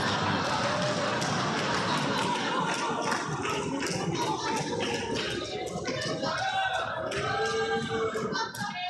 at. 2,000 people are being killed every single week. More than that. They're Russian young people. They're Ukrainian young people. They're not Americans, but I want it to stop.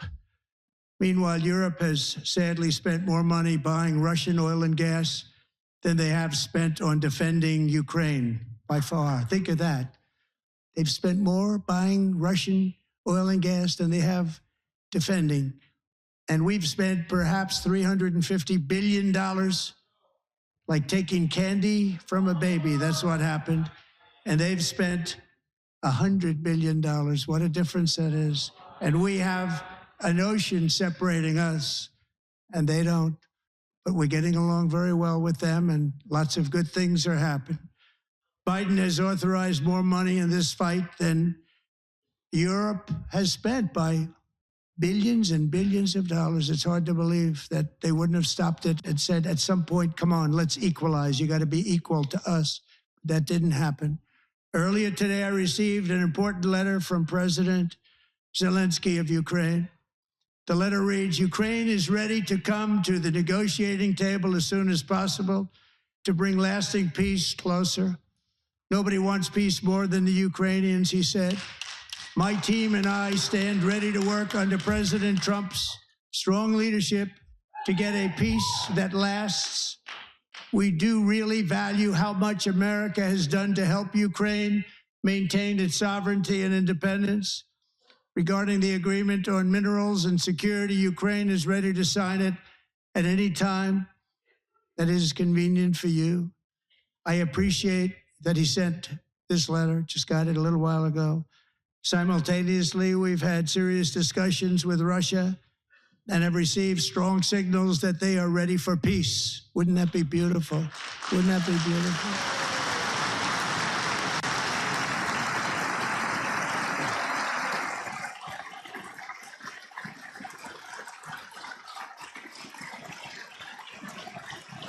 Wouldn't that be beautiful?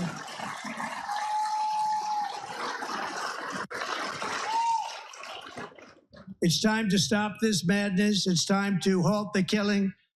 It's time to end this senseless war. If you want to end wars, you have to talk to both sides. Nearly 4 years ago, amid rising tensions, a history teacher named Mark Fogel was detained in Russia and sentenced to 14 years in a penal colony. Rough stuff. The previous administration barely lifted a finger to help him. They knew he was innocent, but they had no idea where to begin. But last summer, I promised his 95-year-old mother, Malfine that we would bring her boy safely back home. After 22 days in office, I did just that, and they are here tonight.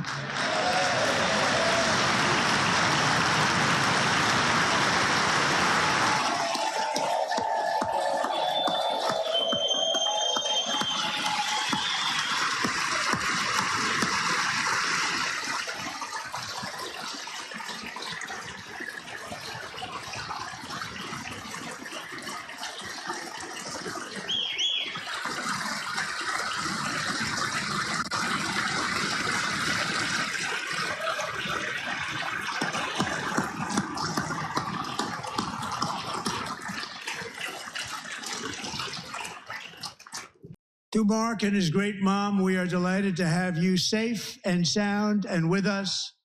As fate would have it, Mark Fogel was born in a small rural town in Butler, Pennsylvania. Have you heard of it? Where his mother has lived for the past 78 years. I just happened to go there last July 13th for a rally. That was not pleasant. And that is where I met his beautiful mom right before I walked onto that stage. And I told her I would not forget what she said about her son. And I never did I? Never forgot. Less than 10 minutes later, at that same rally, gunfire rang out, and a sick and deranged assassin unloaded 8 bullets from his sniper's perch into a crowd of many thousands of people. My life was saved by a fraction of an inch, but some were not so lucky. Corey Comparator was a firefighter, a veteran, a Christian, a husband, a devoted father, and above all, a protector. When the sound of gunshots pierced the air, it was a horrible sound. Corey knew instantly what it was and what to do. He threw himself on top of his wife and daughters and shielded them from the bullets with his own body. Corey was hit really hard. You know the story from there. He sacrificed his life to save theirs. 2 others, very fine people, were also seriously hit, but thankfully, with the help of 2 great country doctors, we thought they were gone and they were saved. So those doctors had great talent. We're joined by Corey's wife, Helen, who was his high school sweetheart, and their 2 beloved daughters, Allison and Kaylee. Thank you.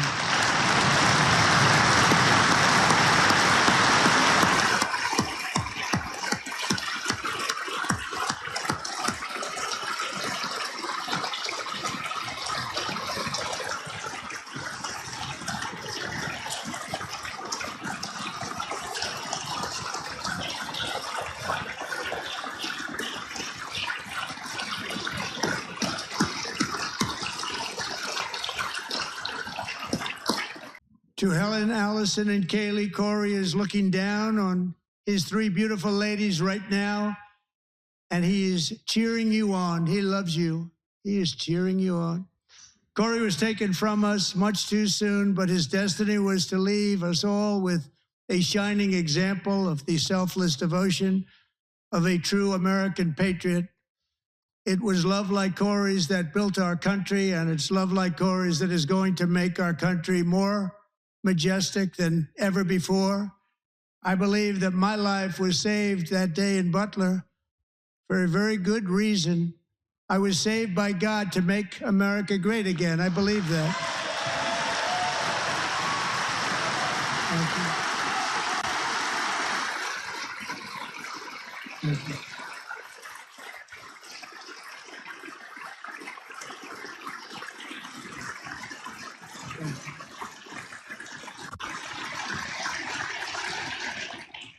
Thank you very much. From the patriots of Lexington and Concord to the heroes of Gettysburg and Normandy, from the warriors who crossed the Delaware to the trailblazers who climbed the Rockies, and from the legends who soared at Kitty Hawk to the astronauts who touched the moon, Americans have always been the people who defied all odds, transcended all dangers, made the most extraordinary sacrifices, and did whatever it took to defend our children, our country, and our freedom.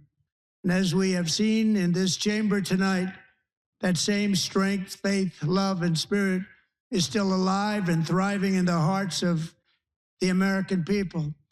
Despite the best efforts of those who would try to censor us, silence us, break us, destroy us, Americans are today a proud, free, sovereign, and independent nation that will always be free, and we will fight for it till death. We will never let anything happen to our beloved country, because we are a country of doers, dreamers, fighters, and survivors.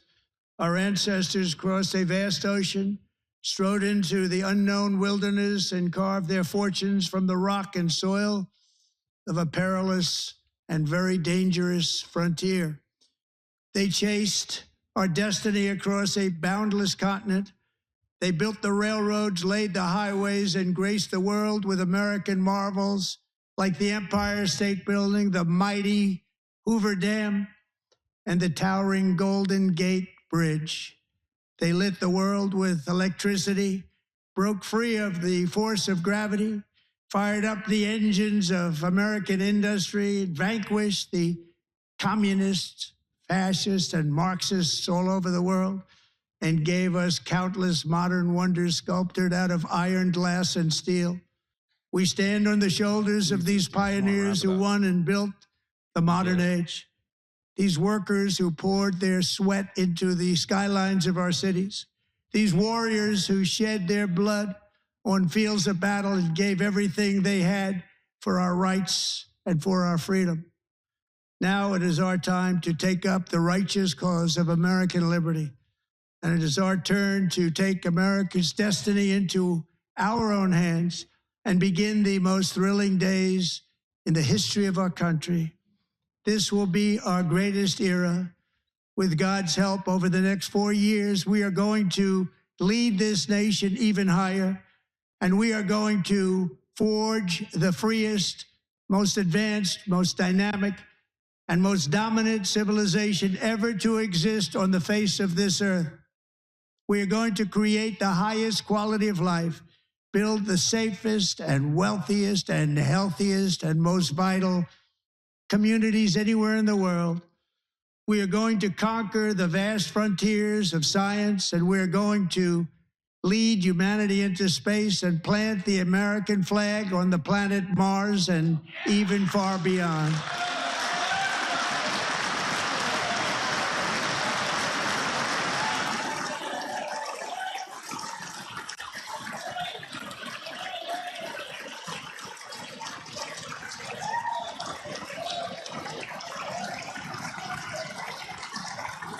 And through it all, we are going to rediscover the unstoppable power of the American spirit.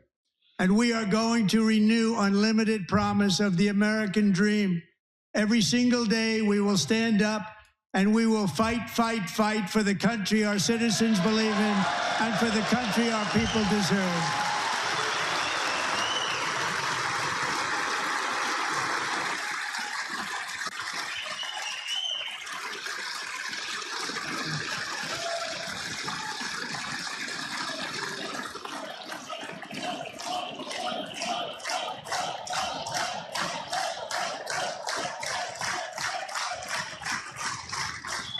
My fellow Americans, get ready for an incredible future, because the golden age of America has only just begun. It will be like nothing that has ever been seen before. Thank you, God bless you, and God bless America. Melania looks worried, and it's not going to be wrapped in gold. It's going to be plastic, because that's all we're going to be able to. But anyway. Anything else?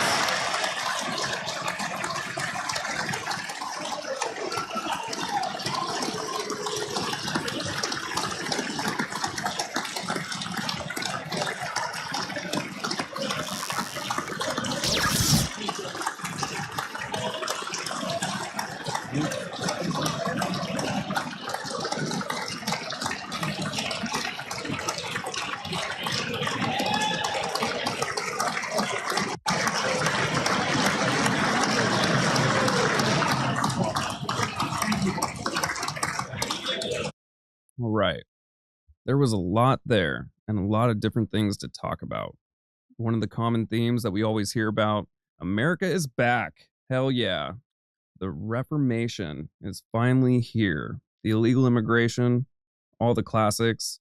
We did throw in the whole terrorist thing again with Muslims, so bringing it back. But on some other things that are very important. There is always this word used when talking about Doge and cutting spending, and it's this word called fraud. I want to pull up the definition of fraud and show it to you. So, it's a wrongful or criminal deception intended to result in financial or personal gain. A person or thing intended to deceive others, typically by unjustifiably claiming or being credited with accomplishments or qualities. Now, that is always associated with funding.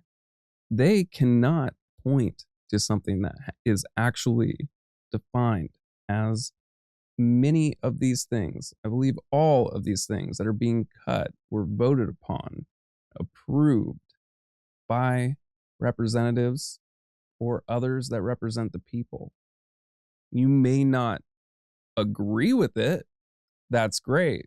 We can all agree and disagree on different things, but it is being framed as fraud, and it's not fraud just because you don't like it.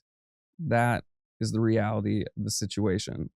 By them framing these cuts as though it's fraud, it's justifying cutting things that can be very beneficial. And they throw out a chart that says, hey, we've cut all these things from all these different departments. Great. What the hell was it and what did it do? So many of these regulations, these grants, these things that are being funded are very, very important. And they were enacted for a reason. And again, you might not agree with it, but it doesn't mean it was fraud. Now, some of the things that are being cut, for example, with Doge, progress toward cures for diseases like Alzheimer's could slow significantly, right? This has to do with things like the NIH funding.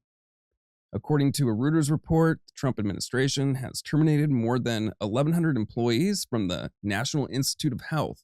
Trump, quote, is illegally firing a bunch of NIH researchers, cancer researchers, drug researchers, Alzheimer's researchers, close quote, said former Biden administration official Bobby Kogan. Open quote, it hurts people in the near term, but it also hurts people in the long term, as we just don't have a lot of the cures that we would have otherwise had, close quote. And that is another big point right there. These funds, again, you might not agree with it, but these are investments. It's being showed, yes, we cut money here, but it's not showing about what we are getting back. The investment, for example, in Alzheimer's research. Imagine if we came up with a cure, how much money that would save. It would be, I don't know, billions, trillions of dollars in healthcare costs. It would be huge. It would be absolutely huge. I mean, these people could continue to work as well because they aren't sick. They could pay taxes, be paying into the state and to the feds. These things are nuance, and they're not just simple, okay, here's a line item. These things have a purpose and are often a long-term purpose. Here's another one. Your electric bill could go up too. According to Kate Gordon, former senior advisor to the Secretary of Energy, Doge led layoffs of engineers, scientists, and project developers within the Department of Energy.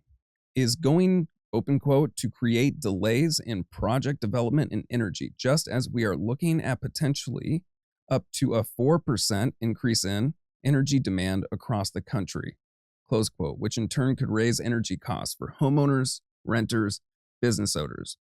We've also heard about SNAP recently. That is a big one. Or the effects of the bird flu. That was mentioned. Egg prices up. Long-term thinking here. We're cutting funding from people that perform research on the bird flu. for different things that prevent it from occurring, then affect the supply of eggs. There will be an effect. There will be an effect. Now, other things other than this fraud. So, we have heard this so much. Social Security, people 150 years and older, all this other kind of stuff and things like that. That is a misnomer.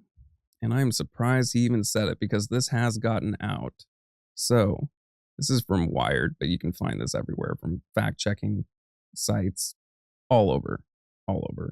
I'm sure actually even Fox and other media departments have covered it as well, but you hear what you want. So, Elon Musk has repeatedly claimed that his so-called Department of Government Efficiency, DOGE, project had uncovered massive government fraud when it alleged that 150-year-olds were claiming Social Security benefits. But Musk has provided no evidence to back up his claims, and experts quickly pointed out that this is very likely just a quirk of the decades-old coding language that underpins the government paying system. Musk first made the claims during his Oval Office press conference last week, when he claimed that a cursory examination of Social Security, and we got people in there that are 150 years old. Now, do you know anyone that's 150? I don't know. They should be in the Guinness Book of World Records. So that's a case where I think they are probably dead. While no evidence was produced to back up this claim, it was picked up by right-wing commentators online, primarily on Musk's own X platform, as well as being reported credibly by pro-Trump media outlets. Computer programs quickly claimed that the 150 figure was not evidence of fraud, but rather the result of a weird quirk of the Social Security Administration's benefit system, which was largely written in COBOL, a 60-year-old programming language that undergirds SSA's database as well as systems from many other U.S. government agencies. COBOL is rarely used today and is much must cater of young engineers may well be unfamiliar with it. Because COBOL does not have a date type, some implementations rely instead on a system whereby all dates are coded to a reference point. The most commonly used is May 20th, 1875, as this was the date of an international standard-setting conference held in Paris, known as the Convention du Metre, something like that. You get the point. There's a lot of information on that. The information demonstrates that it's not true.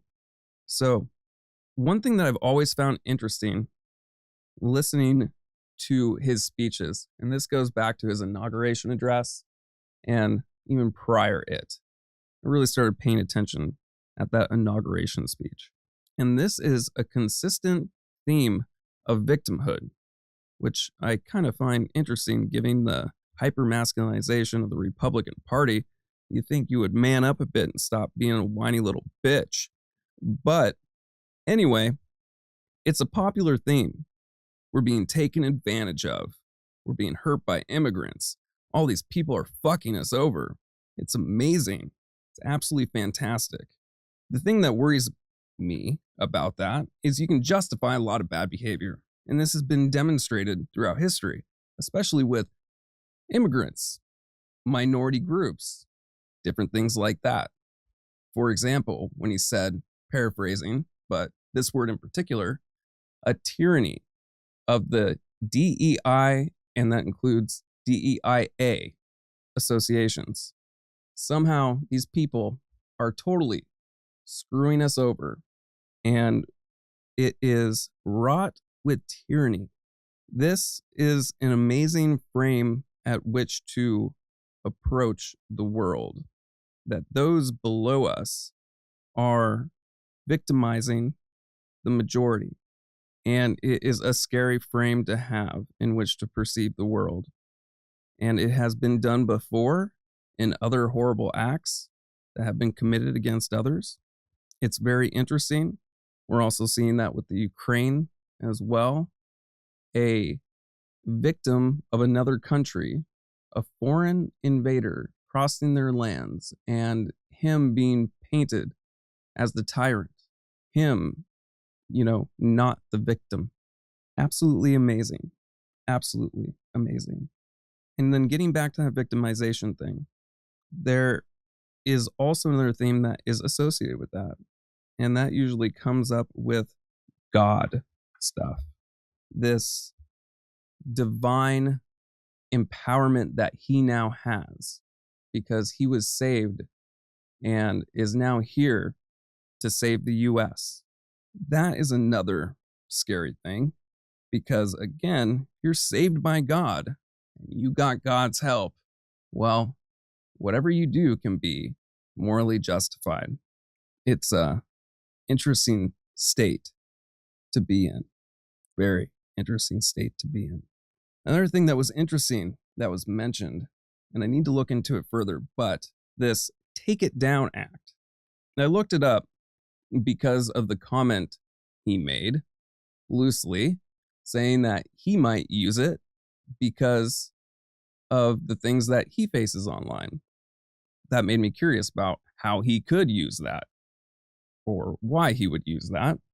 And there is a little bit on this online about this act being used to censor.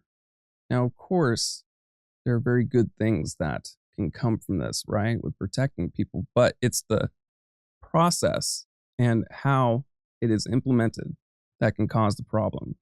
So this is from EFF, Electronic Frontier Foundation, but there are other articles as well, and it's titled The Take It Down Act, a flawed attempt to protect victims that will lead to censorship. I'm going to read a little bit about it so you can get a general idea. Congress has begun debating the Take It Down Act, a bill that seeks to speed up the removal of a troubling type of online content, non-consensual, intimate imagery, or NCII. In recent years, concerns have also grown about the use of digital tools to alter or create such images, sometimes called deep fakes. While protecting victims of these heinous privacy invasions is a legitimate goal, good intentions alone are not enough to make good policy. As currently drafted, the act mandates a notice and takedown system that threatens free expression, user privacy, and due process without addressing the problem it claims to solve. The bill will lead to overreach and censorship, this claims. SB 146 mandates that websites and other online services remove flagged content within 48 hours and requires reasonable efforts to identify and remove known copies. Although this provision is designated to allow NCII victims to remove this harmful content, its broad definitions and lack of safeguards will likely lead to people misusing the notice and takedown system to remove lawful speech. So one thing that comes to mind here that can happen, the internet is filled with bots. You program a bot to identify certain images, let's say political images, political memes, different things like that, things that often go viral. You could have these bots flag these things like crazy, flag tons of them. And as a result, they get taken down. And because there is a time frame set of 48 hours, if that distribution company, that social media company, only has 48 hours to address it, you're not going to be able to man it with people, review, and take it down. It's going to have to be an automated process. So political satire will most likely be out the window because AI still lacks in being able to pick up satirical takes. That will be a big one. And I can see why there is concern because many of my things that are reasonable often get flagged for political stuff. I can see why that would be a concern and something I recommend people look into it further because it's a point of good discussion. The great liberation of America. Again, that victim. Another thing that comes up a lot, and he's employed this ever since the beginning, is always claiming, we are the winner, we're the best, we won by whatever, blah, blah, blah, blah, blah. The nice thing about doing that, and its purpose is you can just say it, especially if you're live. It just goes out into the world. It's just a message. Doesn't mean it's true, right? Especially if you say it in a way that is hard to deny, like when he was stating he is the best president since George Washington. Well, what metric are you using, sir? How are you determining that? Give me a fucking reason to believe it, but whatever. You can say it. Go for it. So you put this message out there, and what it does to the public is, one, people believe it, and it validates their beliefs. I mean, you can lie, and the people who disagree with you, they'll silence themselves thinking that they are the silent, they can be a silent majority, but they'll keep their mouth shut. If they believe that 90% of the people around them believe opposite of themselves, they'll keep their mouth shut and they'll comply. It's a very effective way to go about political agendas. And it also reinforces the echo chamber. There were a lot of different things that influenced that partisan divide in this speech. The good thing about doing that from a political standpoint is that increases that echo chamber effect. And it also gets you concerned if you are the minority. Because if you are, you'll keep your mouth shut. You'll go along with it. You might even want to buy into it. There was a comment about this true democracy, quote unquote, returning to a true democracy. Very interested on his take on what that true democracy is, because it seems to be very different than what we've had for a while. There's always this great again, and it seems by his actions returning back to this merit, which would be before 1965-ish, which, hey, if we want to return back then, can we adopt marginal tax rates? Because that would be fantastic.